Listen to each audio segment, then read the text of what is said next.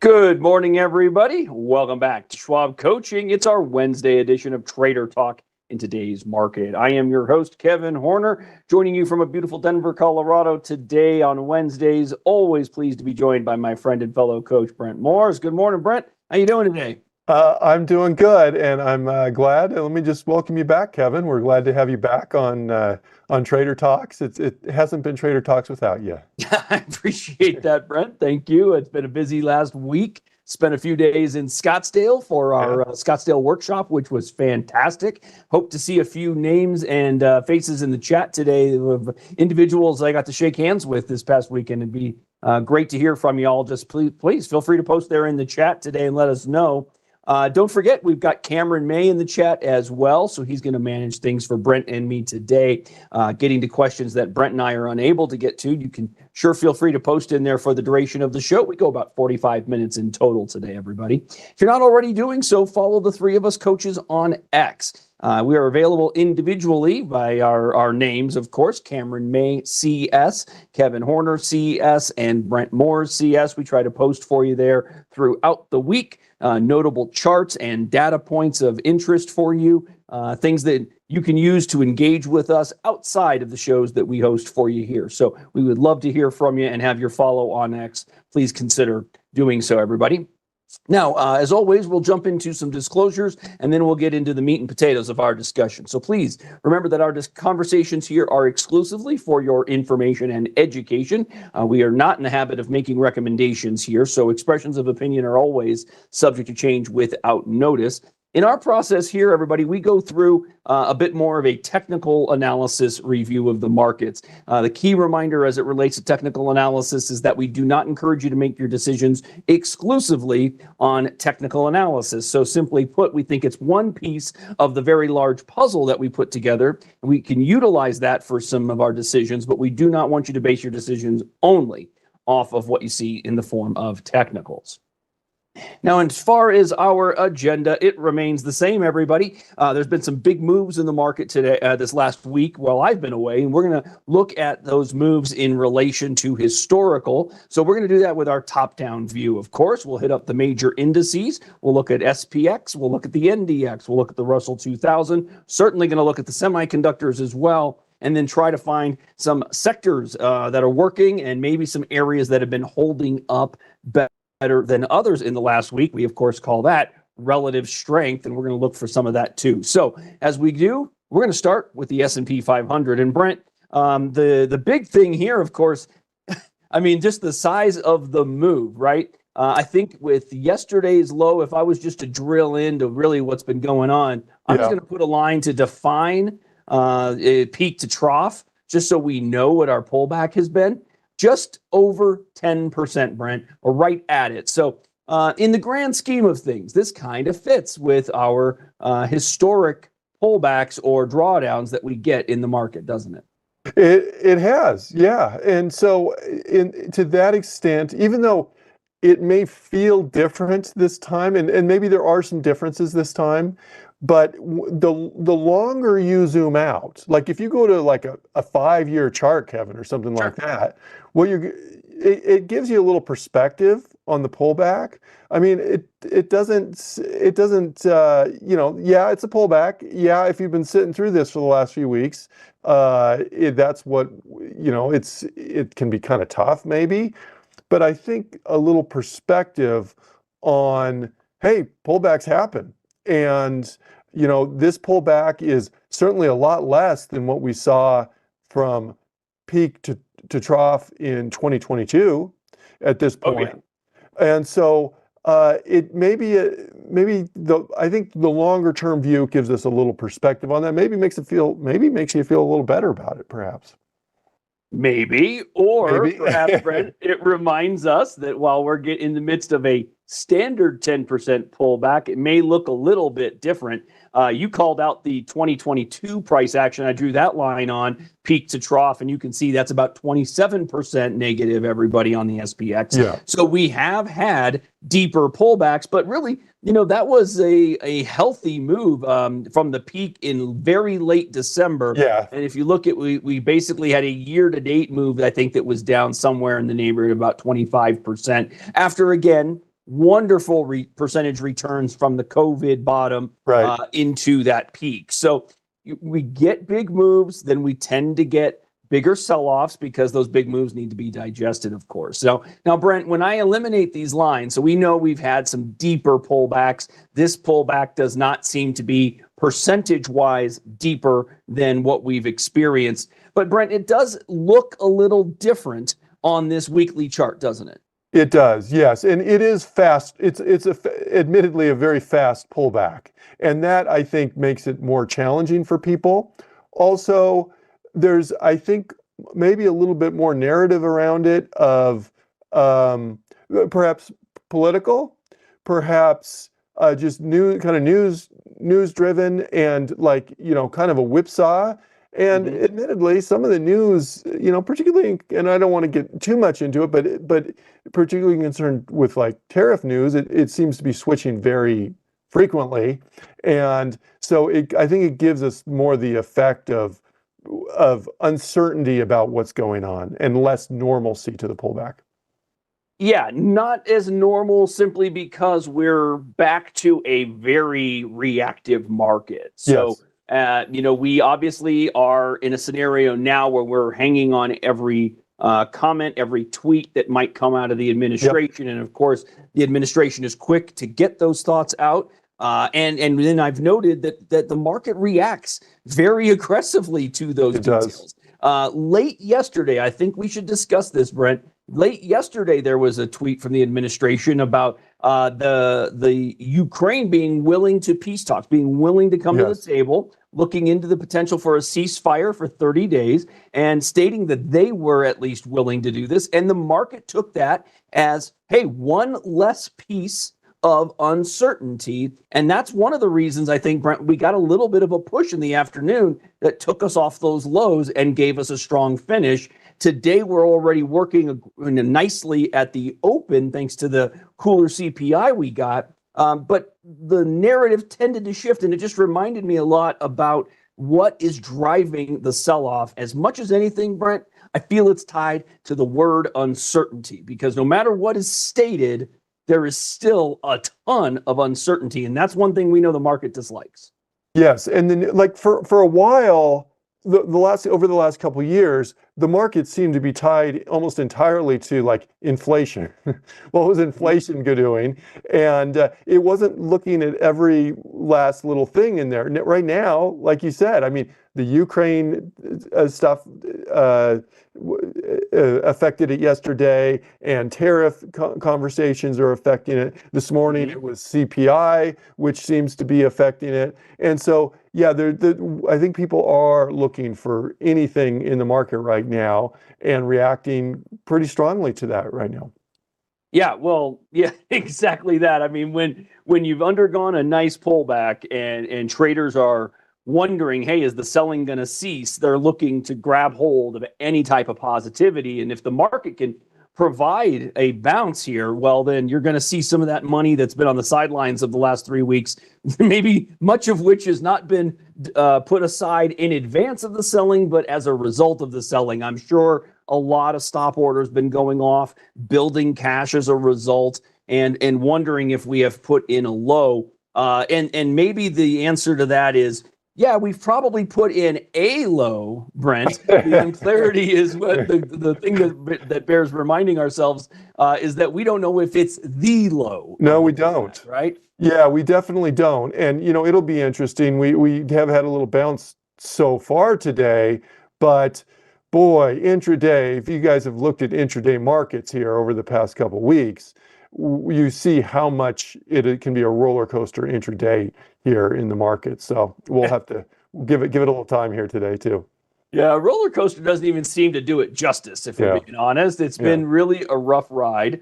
Now today, let's just try to parse out what we're seeing today. I want to give you all two things for monitoring for the remainder of the day. Traders like the idea that we gapped the pivot point. We gapped R1. We have a level that we would like to see held for the day. Now, bulls will tell you if we maintain the open low that we have the opportunity for a range day where we push real strong. And if that occurs, it's apt to be one of those scenarios where it's up for maybe the entirety of the day, or at least until the final hour, in the sense that, Brent, there's been so much want to get a bounce in the market. And when you finally get that bounce, you see people tend to pile in here. So we know our short-term level, Brent, but if you were thinking about it from the standpoint of, well, where does a bounce maybe go to before we know that there's a better uptrend reversal in place? How high do we have to get for a potential rejection? And I say that because we have to give thought to the possibility, Brent, that this is a bigger move than what we want it to be. We want it to be the standard 10% drawdown, kick right back into trend. But if it doesn't do that, where are we apt to maybe lose a little bit of a bounce, the steam in the bounce that we might be looking for here? Well, usually after a couple days, we're gonna see that fail out. Now we can look for past potential resistance levels. We have a 200-day moving average on there on that chart that can certainly act as a resistance level. We have like a recent high. We have gaps. We have I'm looking at kind of like highs are in last July, August level. Yeah. That are potential resistance levels. Those are kind of areas that we may fail out. And frankly, if we were to get a bounce right now, it wouldn't be long before probably we would hit one of those, hit our head against one of those, and that could potentially act as a resistance level, and we could bounce down off of that. You could also do other things like draw Fibonacci lines to try and help us on that, to try and identify those levels where we have that potential turnaround here. So we'll just have to wait and see if this turns into be more of a bear flag rather than a reversal. Right. Where right now, and you could say this along the way, we've had a few green candles over the past 3 weeks maybe, but we're only 15 minutes or something into the reversal so far, so a little early to tell right now on this, but those are the kinds of areas that I'd be looking for, potential resistance areas along the way, bounces off of those. Yeah, I like that idea, Brent. Obviously, the 200, because it's been consistent for us, we slipped through it pretty aggressively. And what I mean by that, everybody, before I talk about the Fibonacci's on the SPX here, I just want to point this out. I'm going to go back 5 years on my daily chart. And just to highlight that when we broke the 200-day to the upside here, right, we took it out, had a nice rally, came back to at the bottoms in October of 23. We broke down below it for about 2 weeks. So, just as a reminder, 2 weeks below the 200-day feels like forever in the middle of it, but we actually began our uptrend from there. So that reminds us that it's certainly feasible. One of the other things that I did a Fibonacci move on, Brent, was the COVID bottom, believe it or not, all the way back to 2020 back here. And when I did that, the level to which we have fallen, believe it or not, is a 23% retracement off of the COVID.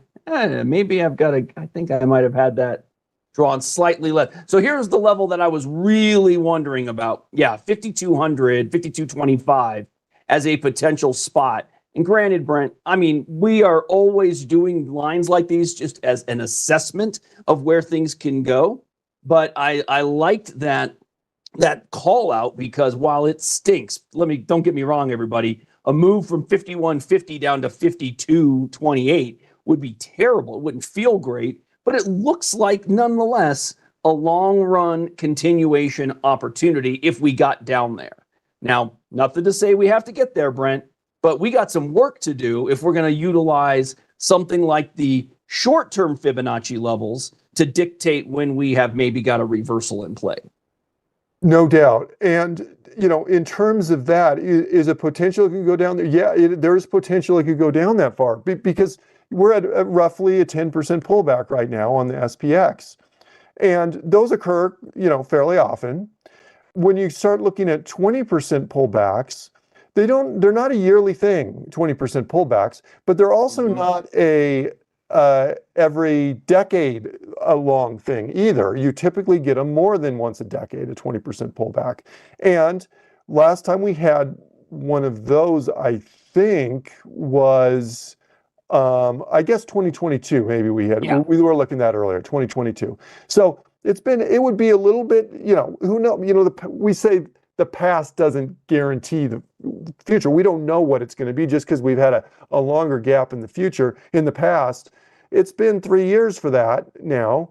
Mm-hmm. And so it wouldn't be unheard of to see a 20% pullback if we were to see that. I'm not saying that we're going there, but right. I'm just saying it's going below where we're at. There's no solid floor right now to tell us we can't go lower. This is true. And I saw some other notes in the chat here. Somebody called out, and I'm sorry, guys, if I didn't catch the name, but I know somebody called out the uptrend line. And we can see that more clearly on that weekly chart, really. If you took it from the lows, really the trend line was this one. Now, granted, that was an aggressive trend line, and it got broken. So some traders would say that trend line can now be acting as resistance. And I noticed, Brent, that coincides with our 20-week simple moving average there. That's the green line. Interestingly enough, there's some details as it relate to Fibonacci levels, Brent. If the selling that we've experienced is all that we're going to experience, well, then traders would suggest at worst, we got to get back through a 50% retracement of the entire bit of selling, which would be right around the 58.40 to 58.50 area, which would get you back above the 40-week moving average in white. But we could also drift as high as maybe 5,900, Brent, and still not necessarily hold any rally. And I say that, again, just based on Fibonacci trading processes that some traders will employ. So the reminder is, as much as we like a bounce, if we get the bounce we're hoping for, let's not allow our short-term shift in price action to immediately turn us from defensive and cash building to suddenly aggressive and believing that we are right back on path. And I only say that, Brent, because I just don't know, and I don't want traders to get further burned by the uncertainty of the market here. There remains plenty of uncertainty. There remains plenty of uncertainty, and the market doesn't, the market eventually finds trends, but it can also find consolidation periods too. And so even if we kind of not stop establishing lower lows, it doesn't mean we're going to start to establish higher highs, higher lows either, and establish a new upward trend.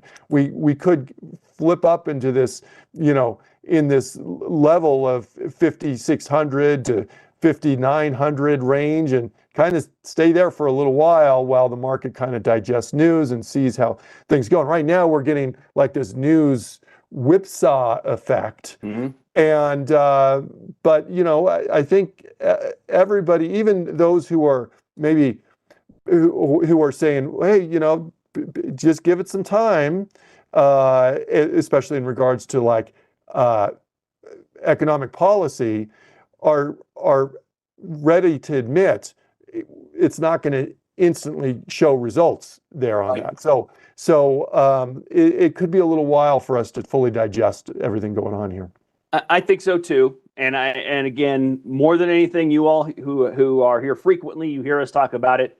Know the plan that you want to take, right? And just remain using that plan. If you're buying because you think a relief bounce is coming, and then expect that the relief bounce will take you into resistance, and thus that becomes a sell opportunity for relief bounce buyers.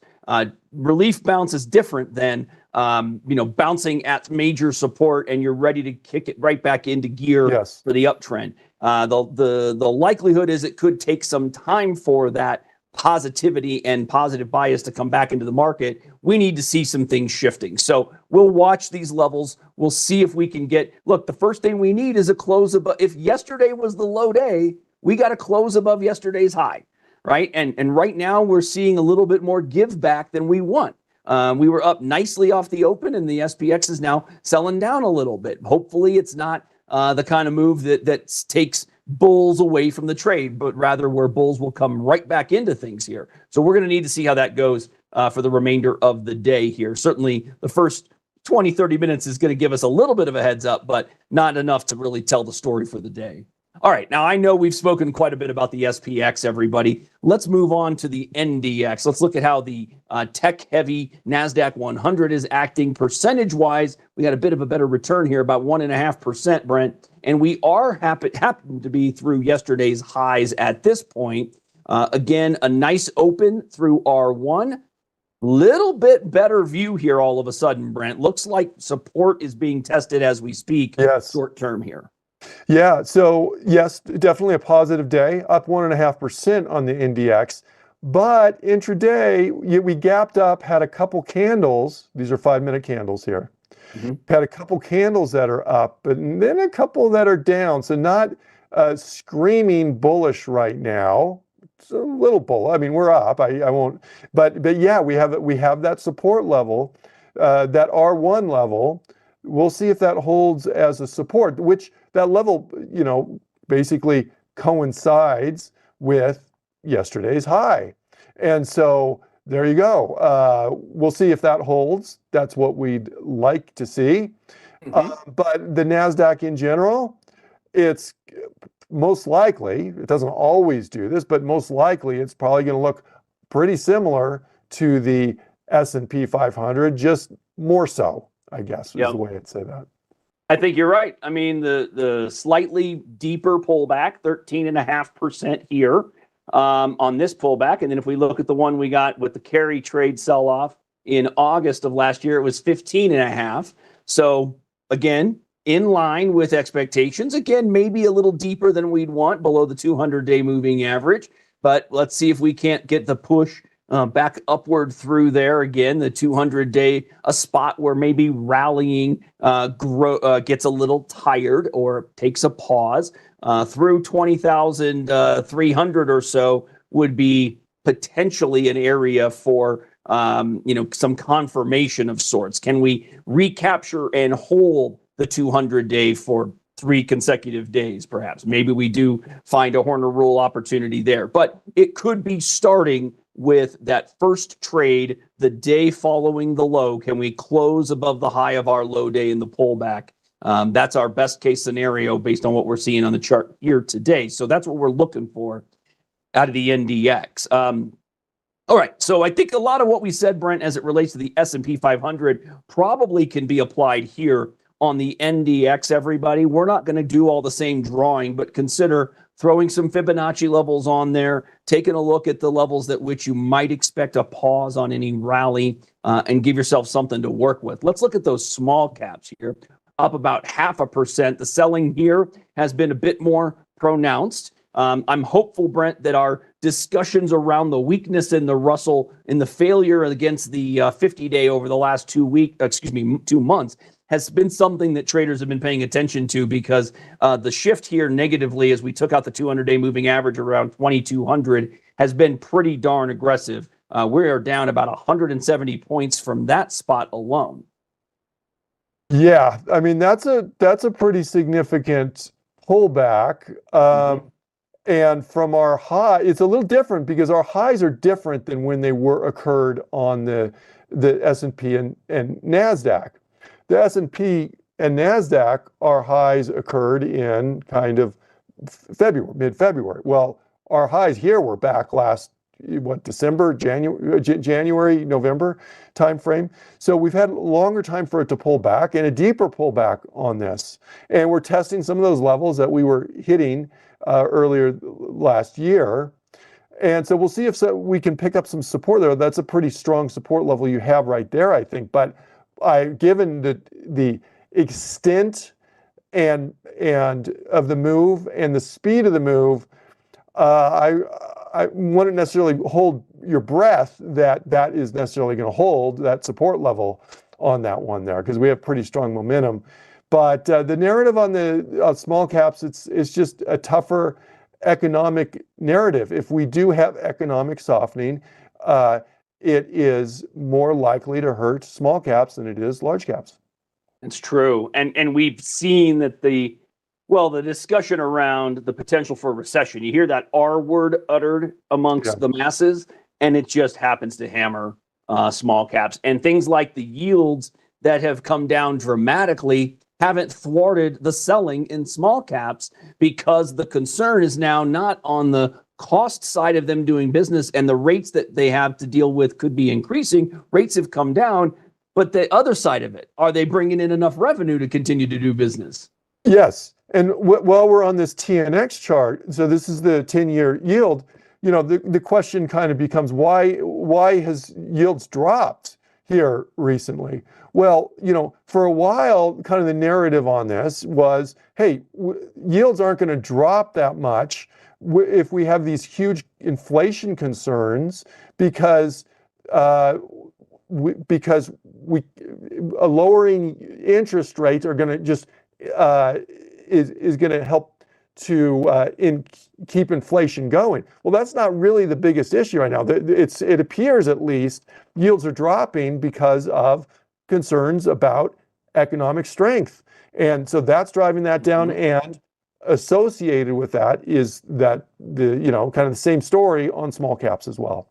But I will say this in terms of yields coming down. I was just reading this morning that weekly mortgage demand surges 11% higher, and not surprising given what we've seen, that what interest rates have done, because those are, kind of related things there, the 10-year and your mortgage rates. Applications to refinance a home loan increased 16% from the previous week. So there are some good things here that are happening for a lot of, if you're a home refinancer or home buyer, that this can be good news to see the rates down a little lower. Yeah, that's entirely true. The question becomes, is this a bigger move than maybe we expected? Look at the action under 4.35 here has been kind of notable. We've been below it for a while. And yeah, Brent, I think you're absolutely right. What maybe the flight to safety to an extent also playing into this. Yeah, right? As you're seeing people some money come out of equities for bonds. Yeah, people are buying bonds. That's what happened. When people buy bonds, it increases the price of bonds, which lowers the yield on bonds. That's what's happening here. Yeah. So reasons have something. I mean, understanding the reasons behind these moves can be helpful, of course. While we're seeing an improvement in yields that could be notable for the broader market moving forward, it's not giving the lift we had hoped on small caps for the other reasons we've discussed. So there's always something happening under the surface, obviously, right? Let's look at one of the groups suddenly is not on my list here that I'm going to have to add back at some point. We got to look at the semiconductors here this morning, which pulled back to a pretty important level. Let me put this line on here. I'm going to activate and extend it, but I think you can all see that we tested a ledge of previous support once more with this test here. And if nothing else, Brent, traders will tell you, hey, we've bounced off of this ledge before. We are getting a bounce this morning. We are above the high of yesterday in our low day thus far in the pullback. It's a decent bounce, but I think everybody on the chat is already pointing out we're seeing a little bit of slippage here in the first hour. Yeah, we are. And so, we'll have to see. Even if we have an up day overall, that is defined today's close versus yesterday's close, it would be a very disappointing day if we end up with a candle where we're closing near the bottom of today's price action here. And so, again, it's too early to say, but that's what it looks like right now. And that is a pretty key support level, it seems like, though. So we'll see. I mean, these semiconductor stocks tend to move more and can potentially help lead the market. Hopefully it leads the market higher. I don't know. Yeah, that's what we'd obviously like to see. I mean, it's an important group, of course. It is a headline-driven group as well. Yep. There's been plenty of discussion around semiconductors collectively, administration policies as it relates to semiconductors as well. So plenty to keep your ear to the rail on, unfortunately, and that just means we may have no option but to be paying attention to headlines as it relates to some of these. I want to comment a little bit here briefly, if I could, on some of the chat stuff that's going on. First of all, I just want to say a huge thanks. Listen, one of the best things about our YouTube channel, in my opinion, is the ongoing community that occurs in these chats. And I know that if you're in this chat and you're expressing frustration with the way the market's been treating you, you are not alone. And I take so much heart from the support that you chatters and viewers are offering each other. The market is difficult. Trading the market, even more difficult. If you simply want to invest and keep putting your money to work and never consider selling, that's a whole different ball game and a whole different world. But if you're paying attention on a day-to-day basis, it gets to be difficult during scenarios like we're in the midst of right now. And I just want to say once more, thanks for being kind to each other. Thanks for supporting each other. It's a big part of a process here, at least in my opinion, on our YouTube channel that we want to foster. Okay, we want to foster that community and believe that that community matters to you. It matters to us, and we think that that collective can improve and allow us all to become better traders across the board. So keep supporting each other. Keep recognizing that mistakes are only mistakes if you allow yourself to have them again, right? Learn from those mistakes, be better the next time. That's how we get better and better and better. It's an ongoing learning experience. It should not be considered as something that we're going to see an end to in the future. Brent, I'm sure you might have additionally some thoughts that you might like to share there. But I'm just glad. Look, nobody has the answer. Kevin and I don't know what's. It's not like we're withholding information from you in terms of what we're not going to let you know what the market's going to do next. We don't know either. We're just trying to give you. We've been around the block a few times and have seen things happen and there's some principles that we go off that seem to have helped us in the past. But the past doesn't guarantee the future. But I'm so grateful for you guys and expressing that. And I know, Kevin, you were in Scottsdale. You got to meet up with some folks in Scottsdale and talk to them. And it's good to be out there. And I know, Kevin, you're going to be out on the road a little bit more in 2025 than you were in the past. And that's great for everybody listening. Here, except for me, who's left holding the bag while you're gone here, Kevin. But it is great for everybody out there. So if you can meet up with Kevin there, but we do appreciate the community here. We really, really do. And follow up to one of the questions about sentiment, if you will, in the workshop. Look, I had more conversations than I've had in any other event I've attended. I think the overall sentiment was, a little frustration in the midst of what's been going on for the last couple of weeks, but also a willingness to be at the workshop to learn. We talked technical analysis, we talked option strategies. So we were opening the door to new ideas and new ways to trade for a lot of new traders, really. So if you've not had the opportunity to attend an event, strongly encourage you to do so. Check out schwab.com/events and take a look at what's out there. I know I'm going to be out in Detroit in early April coming up. We definitely have one coming in Denver and across the country still. So, but you got to be on the ball, everybody, because those registrations fill up quickly. So make sure you're checking that out frequently. Okay, Brent, let's talk about some of these sectors that are moving around today. We has seen that tech is bouncing a little bit. We've got that evidenced by about a 1.5% pop here in technology. We've noted yet again the weakness here. I don't know that we're going to be talking about anything from a pattern basis that is going to change. The groups that traders want to own are going to look very similar. Lots of selling recently, maybe in the midst of a bounce, perhaps too early to tell.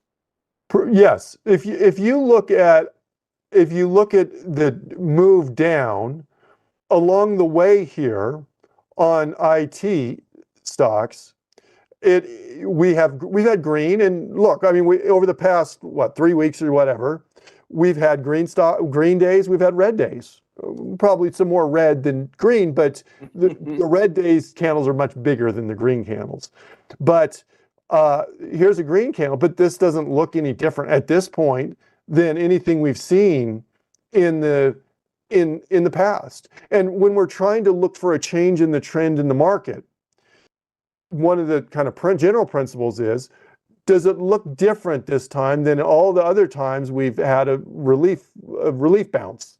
And as of right now, I would have to say the answer is no, this doesn't look very different. Now, give it a couple days, maybe things will look different. But right now, there's nothing in this leads me to believe that there's anything different today in this.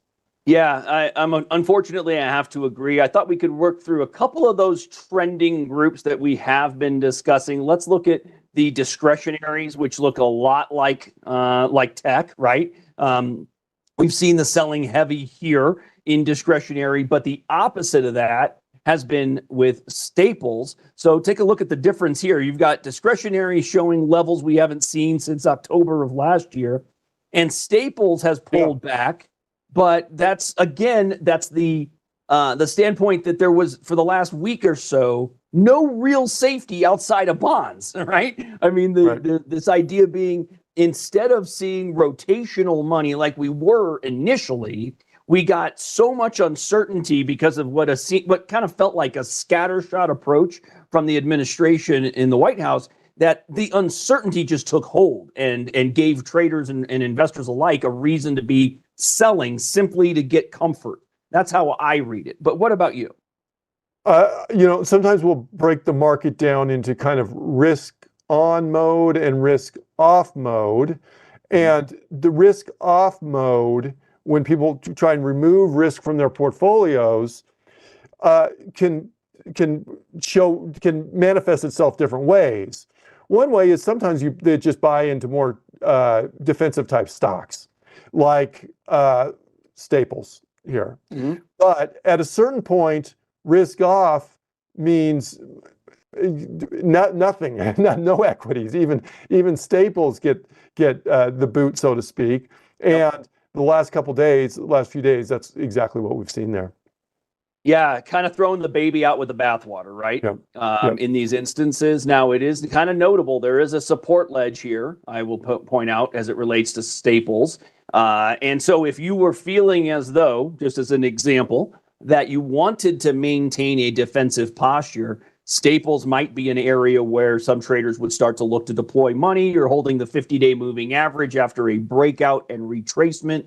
This is basically back to the midpoint of this push from support to these recent highs. That could act as an area of short run support. And if we continue to maintain relative weakness, then you might expect some of these defensive groups to hold up better, staples being one, and potentially even financials. Now, financials have been pulling back quite a bit due to that recessionary discussion, Brent. And of course, that's not really a surprise, but the level to which it has fallen once more might be providing some opportunity.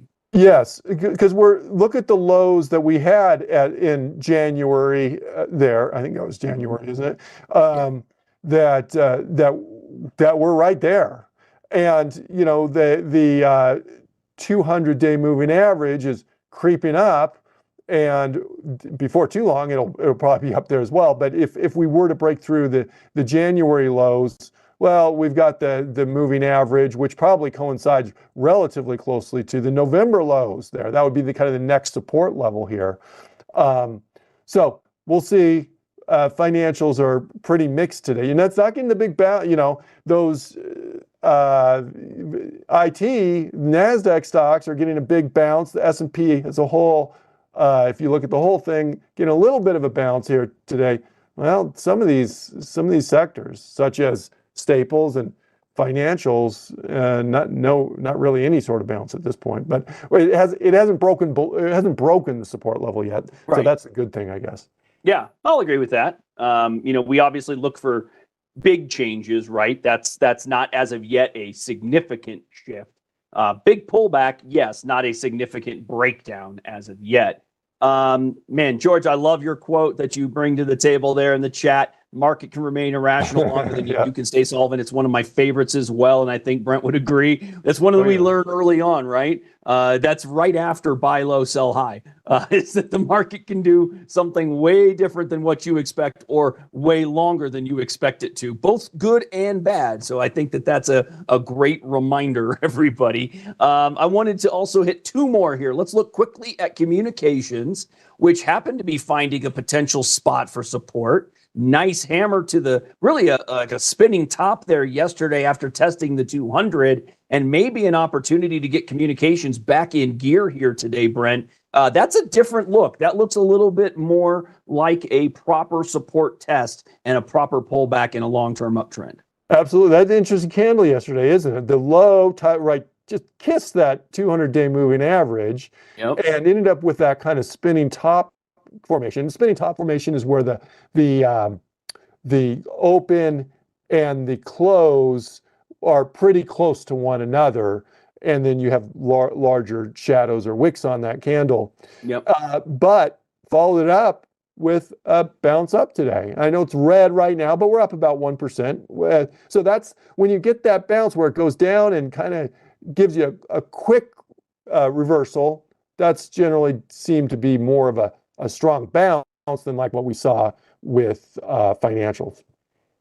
Yeah, that's a real potential good indication day for communications. We'll see how that shifts at the end of the day. Obviously, if this candle turned green and finished anywhere above yesterday's highs, it's going to look really different come later in the day. Hopefully, that's how it appears. The last one I wanted to hit was healthcare, which we've been talking about because there's been a pretty significant shift to the trend line. But we're back below that 20-day, Brent. It doesn't seem like the 20-day matters to healthcare anymore. Right now, it's back to the 50, which we have held for some time, and we're trying to get a bounce in here. So bit of a difficult spot for healthcare, right? An area where if we hold it, bullish traders on healthcare are going to feel okay. A break under here, though, it's going to change that sentiment a bit, I would imagine. Yeah. Look, keep an eye on that 20-day. And if we do break under there, then we're starting to flirt with kind of a new downtrend. But overall, healthcare's done pretty well. I mean, look at this from the beginning of the year, say. This has definitely been one of the strongest sectors and in an upward trend. So a little pullback, that's probably not an issue, but this would be if we start to break below here, then we're getting a lower low, which if we go down much, that would not be good for the trend there on that one, I guess. Yeah, I agree. I think under the 50-day, a close or two, series of closes below it, that certainly changes things. But you're right, up 7% off the lows, maybe more like 5% on a year-to-date basis, and improving group, we could say that much. We'll see if that if that actually continues. I wanted to hit just a couple of small positions here that have had some changes in terms of downgrades. One of them is Verizon had been really cruising along here, Brent, just doing so wonderfully of late, and then they just got hammered with a couple of moves here of late. Now, Wolf Research downgraded Verizon to a peer perform from outperform. After their investor presentation at the Deutsche Bank conference. Their cash flows look solid according to Wolf Research, but its new outlook adds concerns about the cost of maintaining the largest and highest priced mobile network, according to the analysts. So that's the reason for their downgrade. I do not have a price target assigned to it, but I noted it, Brent, because they're already paying a pretty darn good return in yield at 6. Now it's 6.5 on this one. Now we know that those are never guaranteed to hold, but my goodness, a 6.5%. If this is a throwback for support, what an interesting area for somebody who believes they're going to maintain that dividend going forward. Yeah, as you mentioned, dividends aren't guaranteed to go forward, and this had a pretty big pull. I see downgrades all the time, which hardly affect the stock, but the stock's down 5% today. The bright side, as you mentioned, is it kind of helps that dividend yield out there in terms of every dollar you buy, you're getting a higher percentage of dividend on that. But that doesn't, just a reminder, and I'm not trying to sway anybody either way on the stock. I'm just saying, if if you can lose a lot more than the 6.5% dividend if the stock goes down, 10%, 20% in a year. You're going to be in a losing situation on that. But 6.5%, that's a significant dividend there. It is. Of course, not every investor trader has the same approach or goals. Yeah. So let's all make sure that we're doing our individual amount of due diligence that fits our process. But I thought that was a notable downgrade after what had been an amazing push off of the lows here for Verizon to the peak. I mean, 25% over the course of 40 trading days. So, all of 8 weeks, it made that monster push. That's pretty big for Verizon. You don't get that too frequently. Yeah. So, unfortunately, everybody, we're at time. I know we covered quite a bit today, maybe not everything that we normally get to. We didn't get to nearly as many stocks in the news. But Brent, as always, love having you on. Love sharing these insights together. Thanks for being here, man. Thanks, Kevin. And we'll see you same time next week. Yes, we will. Same bat time, same bat channel. Thanks for being here, everybody. Follow the three of us on X. Hit that thumbs up button below if you don't mind. If you like the content today, that really helps us in our archival and in the algorithm there with YouTube as well. We'd love to get this show out to as many viewers as possible. So thanks for being here. Thanks for supporting the YouTube Trader Talks page. We appreciate all of you. Follow us on X. We look forward to seeing you all again real soon.